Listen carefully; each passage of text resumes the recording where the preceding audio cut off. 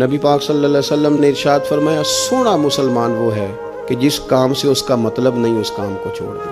اور نبی کریم صلی اللہ علیہ وسلم نے فرمایا، قیامت کے دن زیادہ گناہ ان لوگوں کے ہوں گے جو زیادہ فضول باتیں کرتے تھے، ان کے گناہ زیادہ ہوں گے۔ فضولیات سے بچیں، اپنے اوقات کار زندگی میں مرتب کریں۔ ہم پتہ کیا کہتے ہیں، 1 منٹ میں آیا، تو 1 منٹ ٹھہر، میں یہ محاورہ ہے ہمارا، 1 منٹ دے ذرا مجھے۔ تو میں اکثر دوستوں سے کہتا ہوں کہ جو 1 منٹ ہے نا، اسے کیوں ضائع کرتے ہو؟ کیوں کہتے ہو 1 منٹ ٹھہر؟ کیوں ٹھہرے بھائی؟ آپ کو پتہ ہے منٹ میں کیا ہوتا ہے؟ 1 منٹ میں 6 دفعہ سورۃ اخلاص پڑھی جا سکتی ہے، اور 2 قرآن پاک پڑھنے کا ثواب ہے۔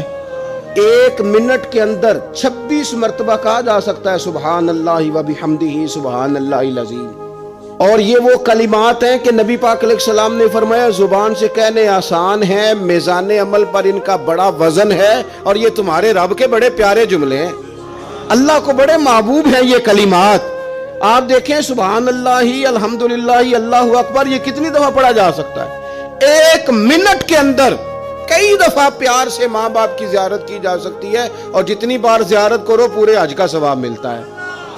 1 منٹ کے اندر فون اٹھا کے کسی مریض کی عیادت کی جا سکتی ہے۔ اور میرے نبی پاک صلی اللہ علیہ وسلم نے فرمایا، جب تم مریض کی عیادت کرتا ہے تو خدا کی رحمت کا دریا بہہ رہا تھا، تو نے اس میں غوطہ لگا لیا ہے۔ 1 منٹ کے اندر تو کمال ہو جاتا ہے، لیکن شرط یہ ہے کہ اس منٹ کو ضائع نہیں کرنا، اس منٹ میں کچھ کر جائیں۔